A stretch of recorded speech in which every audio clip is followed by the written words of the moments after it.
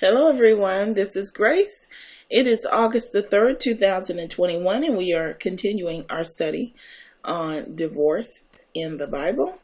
And we are currently in 1 Corinthians chapter 7, and we're going through the entire book of Corinthians, and we left off on verse 18. So let's go ahead and get started.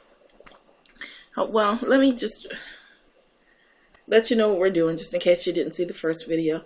We're just reading through 1 Corinthians chapter 7 for meaning, so that our mind just doesn't automatically fill in the blanks and apply a meaning to it. We're reading through it just to see what it really says and to see if it's logical and if there's any conflicts with the rest of the Bible, in order to decide if we can trust it. Because I personally don't believe the book was written by a prophet of God. That's my opinion. I'm not trying to impose it on you. I'm simply reading through this with you for meaning, so that you can decide for yourself.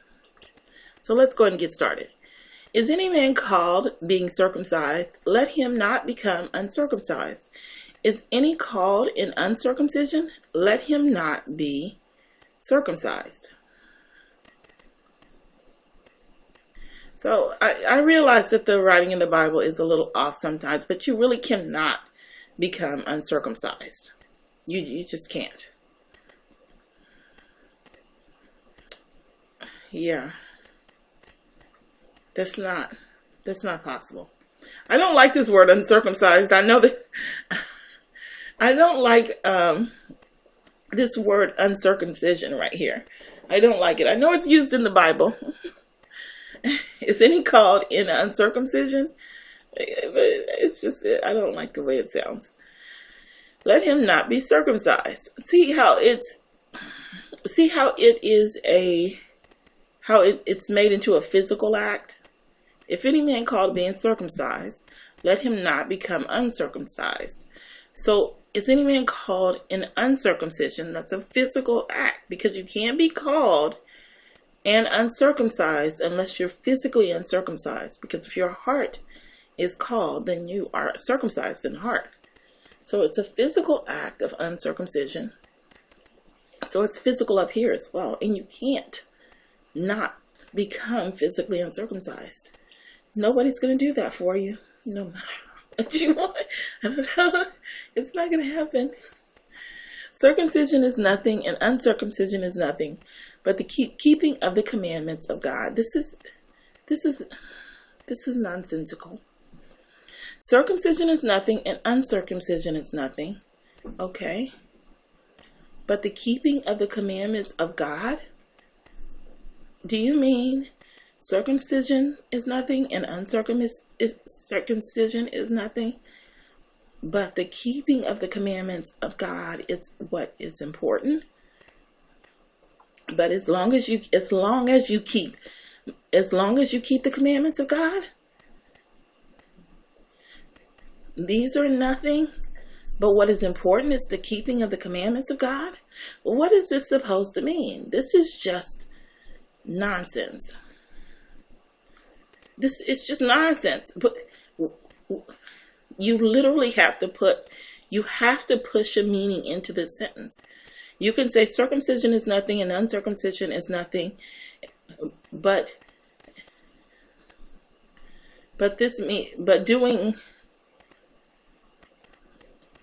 what's important is keeping the commandments of God. What? It's just nonsense. It's just nonsense. This part right here almost fooled me. When I read this here in green, these verses, I couldn't find any errors with it. At first I thought this went with this, and I thought there was a few errors in there, but when I put these verses together, I was like, this was really written. Yeah, but no, it wasn't. And I'm going to tell you why after I read them.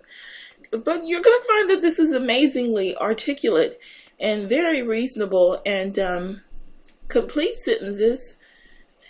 No flaws that I could find anyway, not just by reading it. I didn't look up every word, as I said. Let every man abide in the same calling wherein he was called. Art thou called being a servant? Care not for it. But if thou mayest be made free, use it rather. For he that is called in the Lord, being a servant, is the Lord's freeman. Likewise also he that is called being free is Christ's servant. Ye are bought with a price. Be not ye the servants of men. So, I mean, you could say there was a conflict there, but he also tells you to use this rather, be free rather. Okay? So you could say that there's a conflict, but the person that wrote this, as far as I could tell, was pretty intelligent. The problem is that if this was really in the Bible, it would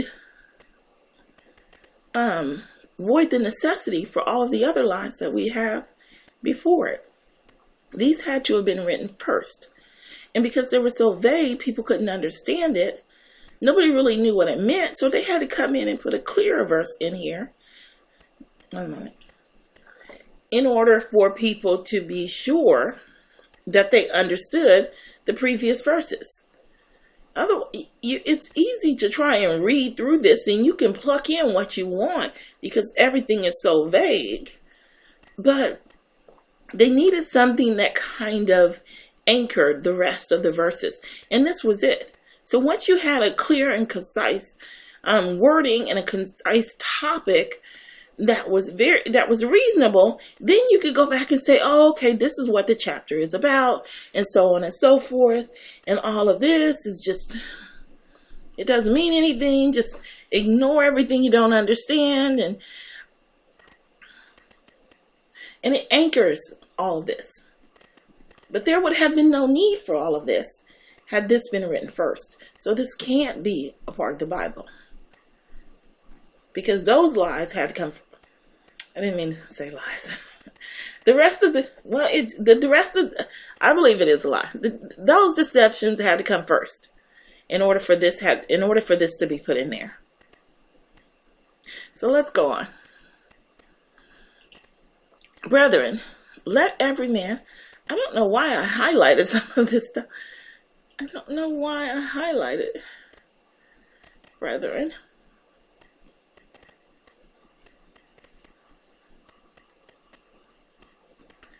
There must have been something, but I don't know what it was.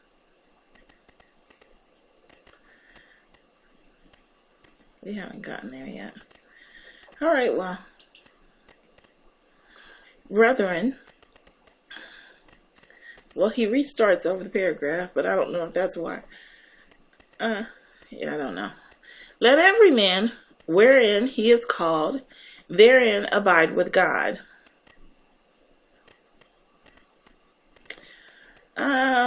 So this is just a hanging sentence. Unless it goes with this. In which case that brethren would be out of place. It would be illogical to me anyway. It doesn't necessarily have to be illogical to you, but it seems misplaced to me if it goes with these verses. Well, it has to go with these verses, so maybe that isn't perfect. It's not perfect, but almost. But this verse right here makes it imperfect. So let's continue. Now concerning virgins, I have no commandment of the Lord. Yet I give my judgment as one who has obtained mercy of the Lord to be faithful. Now this coincides with Paul's writing, because Paul explains himself throughout the entire Bible. Now you can debate that. You could say, no, he's being vain, this, that, and the other. But to me, it seems like he's always explaining himself. I'm qualified. Believe me. Trust me. I've done this and I've done that. And hold on. I'll take you to the verse that I took you to in the last video in Timothy, where we looked at Timothy. And he's explaining why he's qualified to give advice on women teaching. And he says, whereunto I am ordained a preacher and an apostle, I speak the truth in Christ and lie not, a teacher of the Gentiles in faith and verity. But he did that a lot throughout the Bible. He's always qualifying himself. So this is right in line with him. Yet I give my judgment as one that hath obtained mercy of the Lord to be faithful. But that doesn't change the fact that this is wrong. Now concerning virgins, I have no commandment of the Lord. Yet I give my judgment as one that hath obtained mercy of the Lord to be faithful. I suppose, therefore, that this is good for the present distress. I say it is good for a man to be so.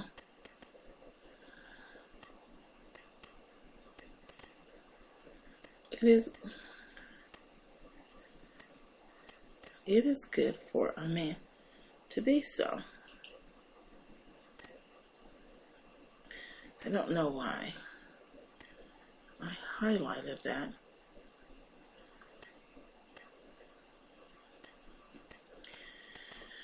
I suppose, therefore, that this is good for the present distress. I say that it is good for a man to be so.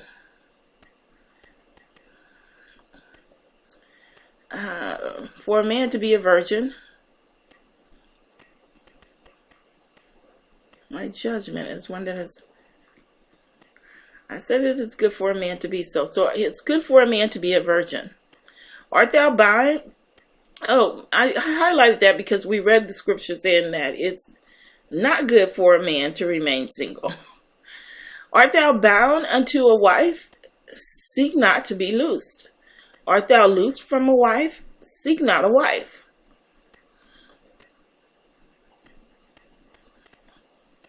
Hold on. Are we talking about virgins or present? Hold on. Now concerning virgins, I have no commandment of the Lord. Yet I give my judgment as one that hath obtained mercy of the Lord to be faithful. I suppose, therefore, that it is good for the present distress. I say that it is good for a man to be so. To be so what? See, even I'm confused. I don't know what he's talking about. Because he's talking about virgins up here. He calls a female woman a man. A virgin in the Bible is a woman. It's a woman. So then he changed the topic. He says it's good for a man to be so. So he starts talking about a man. So then he changed it again. Art thou bound unto a wife? Seek not to be loosed. Is he a virgin if he has a wife? Art thou loosed from a wife? Seek not a wife. What is he talking about? Is he talking about virgins? Okay, so we're just going to forget this verse right here because it doesn't have anything to do with anything. Because these two can match. So we're just going to, this verse just doesn't belong. They just changed their mind and then they started writing about something else. I suppose, therefore, that this is good for the present distress. I say that it is good for a man so to be. So to be. For a man. A man is not a virgin. Virgins in the Bible are females of marrying age. That's what they are. Art thou bound? Maybe this is the new verse. Art thou bound unto a wife? Seek not to be loosed. Art thou loosed from a wife? Seek not a wife. But and if thou marry, thou hast not sinned. And if a virgin marry, she hath not sinned. Nevertheless, such shall have trouble in the flesh, but I spare you. Okay, this is just a big mess. Now concerning a virgin, a female of marrying age, I have no commandment of the Lord. Yet I give my judgment as one that hath obtained mercy of the Lord to be faithful. I suppose, therefore, it is good for the present distress. I say that it is good for a man so to be.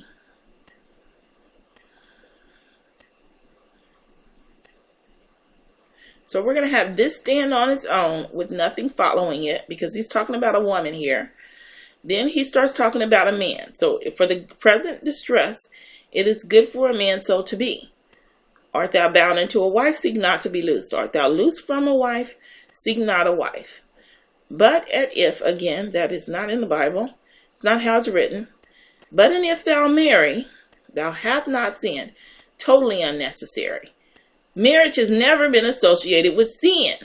and it should not be associated in this book either. And if a virgin marry, she hath not sinned. Nevertheless, such shall have trouble in the flesh, but I spare you. Here's the curse that I was telling you about. Now, Solomon said that a man that marries, a person that finds a wife is blessed. Here, he is saying that if you marry, you are going to have trouble in the flesh. Now, he doesn't tell you what that trouble is. Oh, no. He doesn't tell you what the curse is. He just tells you that you're going to have a problem if you get married. And he wants to spare you of that problem because he cares so much about you. You can translate this however you want to because it's very vague. Okay, I want to make that clear. Translate it however you want to, but it's always going to come out a curse against the married if you translate it in context. If you marry, it's not a sin, but you're going to have trouble in the flesh. And he wants to spare you of that. He even reiterates it. He even repeats it. He doubles down on it. He doubles down on it because he wants to spare you of this trouble that you're going to have, of this curse that you're going to have from being married. Let's continue. But this I say, brethren, the time is short.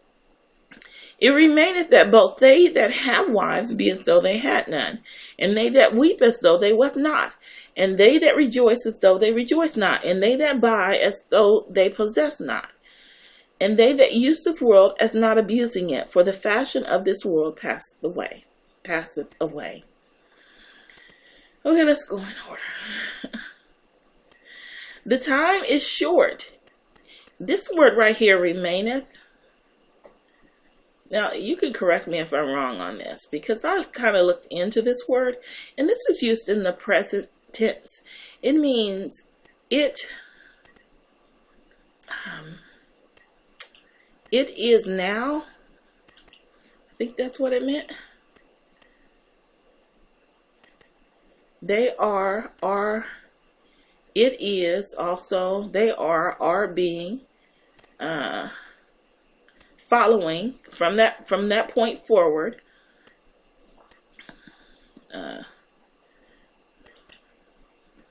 That's what this first word means. And this word right here is present tense also. It means now.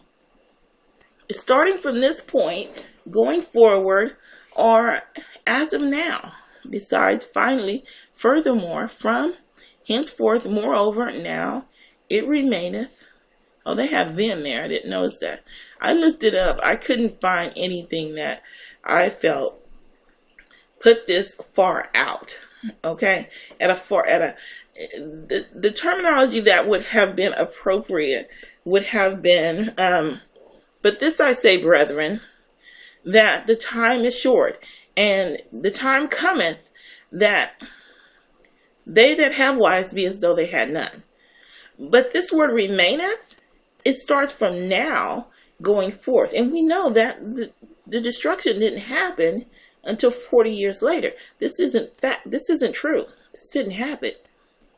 They that have wives be as though they had not. No, that none of this happened, and it's just wrong. This word both here I highlighted because there's no both. I'll read it to you again. But this I say, brethren, that the time is short. It remaineth that both they that have wives be as though they had none, and they that had none be as though they had wives. But see, there's no second part there. I just added that in there. It just says, the time is short. It remaineth that both they that have wives be as though they had none, and they that wept be as though they wept not, and they that rejoice as though they rejoice not. There's no both. It's just one fact. It's just one statement, and they just made a grammatical error. Here, and they that use this world as not abusing it. We all live in this world. We all use this world. I actually went back and looked up this word use because I couldn't believe that they had said use this world. We all live on this world. We eat from the grounds. How is that abusing the world? All the tree huggers, man, their hearts must be broken They're out there hugging trees, breathing on plants, trying to get them to grow. And here, come to find out, just living, I guess, and existing is somehow cause for somehow stands for abusing the world. This is not true. This is not true. For the fashion of this world passeth away. I don't know what that means. I should have looked up fashion. Let's do it together. Where is it?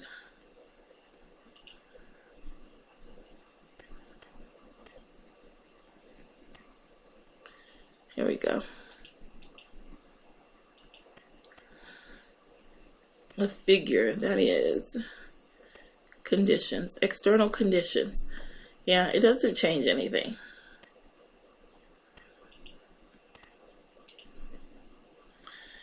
Yeah, living in this world, using this world in order to live on, is not a choice that any of us have. And just living is not abusing the world. Some people abuse the world, that's true, but using the world does not qualify you as abusing it. We all have to live here.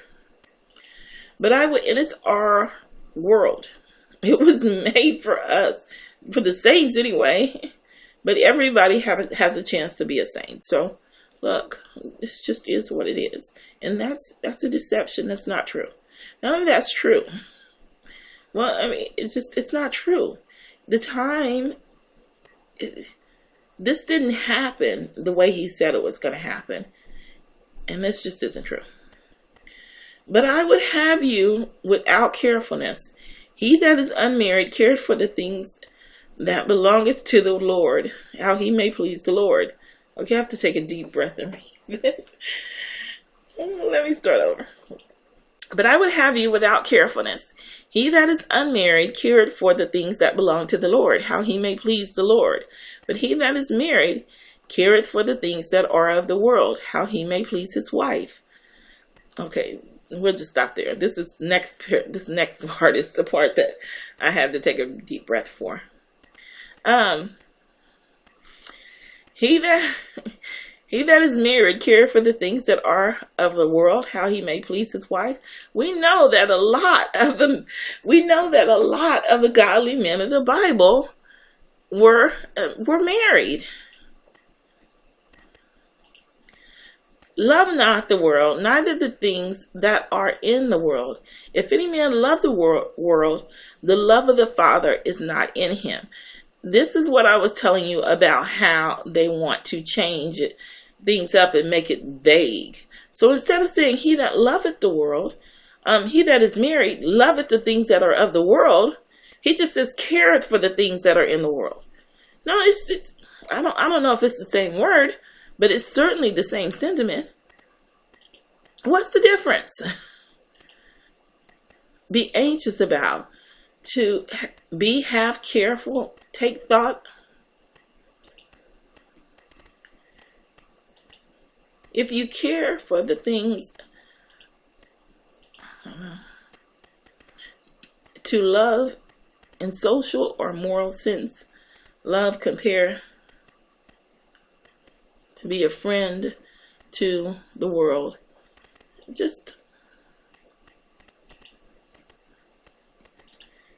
just a sneaky and vague way of trying to brainwash you, because they couldn't come right out and contest the things of the Bible, because you would have caught it.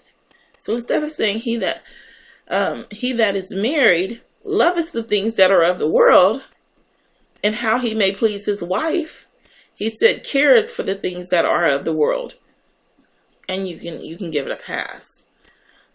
No, you can still be married and love God. You can still be married and love your wife. And you can care for God and your wife. There's no such criteria in the Bible that says you can't love anything over God. But you are supposed to love your brethren. This whole idea, you're supposed to not only love your brethren, you're supposed to take joy in helping them. You are supposed to care for the things of the world so that you might help care for your brother, because the wicked are out there and they're amongst you. And if there aren't people, the godly people that are assigned to care about those things, then we would all be lost, because we'd all be poor and living in the gutter and nobody would care about us.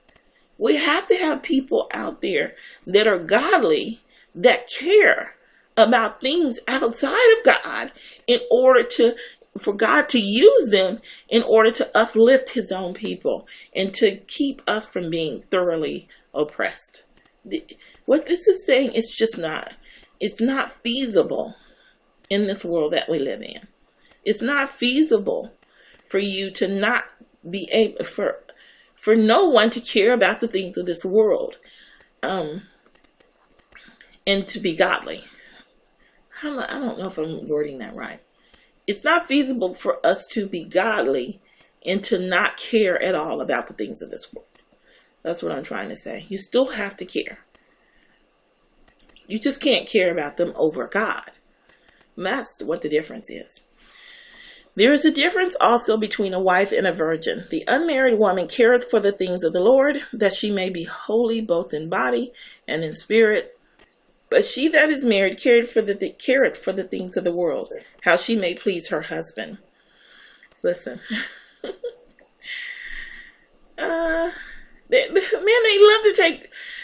love to take swipes at the women. If you are married, if you are married, you are and having a physical relationship within the confines of marriage, it does not make you unholy in body. Plain and simple. It's not. This is just not true. It's not true. And I'm making the assumption, I could be wrong. He could be saying that you're not holy in spirit if you're married, if you're a married woman. I'm thinking that he means, because you have to read into it, that he means that if you're a married woman, you're not holy in body. Because you can't be, he's seeing here very clearly that you can't be both. Only the virgin can be both holy in body and holy in spirit. So pick one. And I'm telling you, it's not true. You can be both holy in body and holy in spirit if you are a married woman. Plain and simple. And I've already went over the caring for the things of the world. And they only put husband here instead of family. This is so wrong. So wrong. And this, especially back in those days, not so much today. I mean, well, no, it's still wrong, because family was the woman's life almost. And not that she didn't have other things going on, but that was her thing back then, was caring for her family. How can you just take that from her? And this I speak for your own profit. Not that I may cast a snare upon you, but for that which is comely, that means honorable. So he's saying now it's honorable, okay? And that you may attend upon the Lord without distraction. Again, this is a horrible thing to say for a woman. This is personal, of course. It's just a personal observation here, purely personal. That was a woman's life back then. Her family, her children, keeping the house and things like that. And now it's become a distraction from God. Wow. I didn't tell you guys, but I was reading about, Sister White wrote about the monks and a lot of the men that would join the Catholic Church as the priests and the monks and stuff. And she said that a lot of them joined because they just were lazy and they didn't want to be men. They didn't want to work. So they could go and they could get that job and they didn't really have to work. And they would have a certain amount of esteem or prestige that went along with that job. And they didn't do anything. I don't think she said the priests. I think she said the monks, though. Specifically, she was talking about the monks, the ones that would lock themselves away. They didn't want to work. And that's why they became monks and took those jobs. She might have said priests. I just don't remember. Sorry about that. I just don't recall. Let's continue on. If any man think that he behaveth himself uncomely toward his virgin, if she pass the flower of her age, and need so require, let him do what he will. He sinneth not. Let them marry. Okay, we're going to read this for context. we'll have a little fun here if you saw the first video. If any man think that he behave himself uncomely toward his virgin, a virgin being a female of marrying age, and if she pass the flower of her age, well, that means she's not underage. So it's not a child, it's not a kid, and needs so require.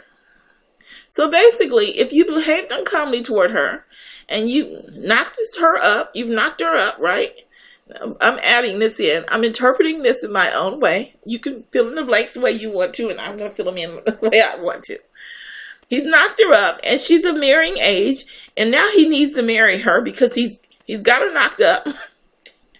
Or for whatever reason, they've got the shotgun to his back. So he has to marry her. Then he says, let him do what he will. Well, it's not what he wills, but I guess it's better than dying.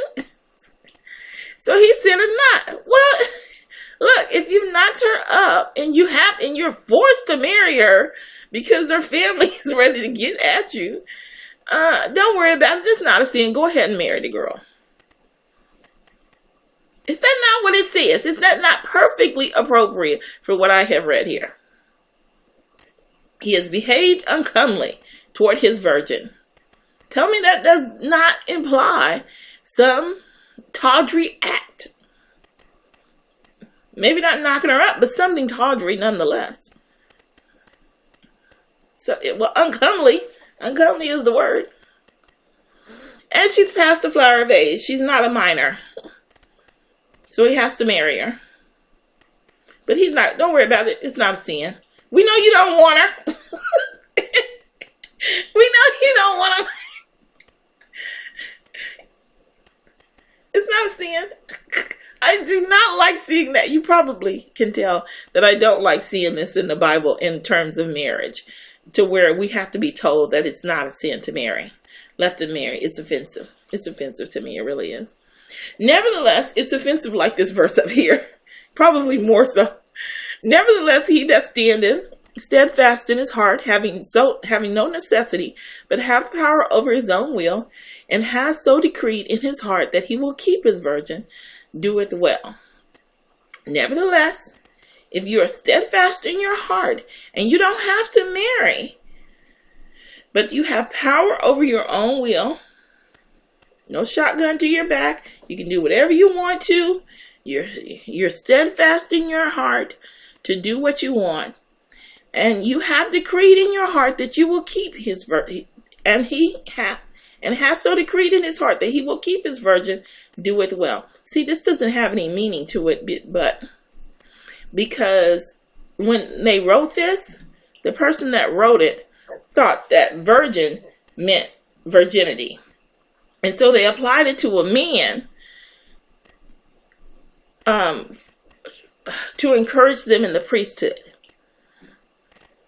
Let's look at it. I don't know if I'm going to be able to read through it again. It's been a minute. I don't know why I highlight. It's a different F, but I don't remember if there was a problem with it. But if any man think that he behaveth himself uncomely toward his virginity, in his virginity, if he is of age and and his needs so require, let him do what he will. He sinneth not, let him marry. So if you are uncomely in your virginity and you require a wife, then it's not a sin if you want to marry. Even if you want to be if you don't want to, they encourage you to be a priest and to keep your virginity, but it's okay. You're not going to be sinning if you don't. Nevertheless, he that standeth steadfast in his heart, having no necessity, but hath power over his own will, and has so decreed it in his heart that he will keep his virginity, doeth well. Problem was, this doesn't mean virginity. This is a female of a marrying age. That's what it means. So they had to do a little repair work. If you take these sentences for what they say, you can never see that, right? So what they did was they came in and they added this line. So then, he that giveth her in marriage doeth well, but he that giveth her not in marriage doeth better. So they corrected this error here by bringing in a woman, making sure you understood that that virgin was the woman in the topic. But it's still nonsensical because it's not talking at all about giving in marriage or not giving in marriage. It has nothing to do with that. And you can tell that it's still talking about the same topic because it says so then. So it's okay for them to cause a little bit of confusion because you are going to naturally fix it in your mind. But they couldn't, for whatever reason, just pluck these out because they had used the verses before. So they came in, once again, fixed that error by adding in more confusion. And that's what this verse is about. 2 more verses and we're done. The wife is bound by law as long as her husband liveth. But if her husband is dead, she is at liberty to be married to whom she will, only in the Lord. But she is happier if she so abide after my judgment. And I think also that I have the Spirit of God. Listen, this is totally unnecessary. Necromancy was never practiced in the Bible. It was shunned. I'm pretty sure you got stoned if you tried to do such a thing. Nobody has ever, as far as I can tell, no religion has ever believed that you are still married to a person that's dead just because you were married to him. So that marriage transcends the bounds of life. Okay. Even when the Pharisees were asking Jesus about the woman who was married to the 7 brothers, and they asked who was she going to be married to in heaven, they had no question about whether she was married in earth. They wanted to know about who she was going to be married to in heaven. It's just not taught, and it's completely pointless to say something like this. A wife is not bound by law as long as her husband liveth. But if her husband is dead, she is at liberty to marry to whom she will, only in the Lord. We don't need this. This is worthless. It's kind of like that he sinneth not type of thing. It's a little bit offensive, a little bit, not so much, but a little bit. But she is happier if she so abide. Not true. Well, I think they did a survey that said that single women are happier. But anyway, but she is happier if she so abide after my judgment. And I think also that I have the Spirit of God.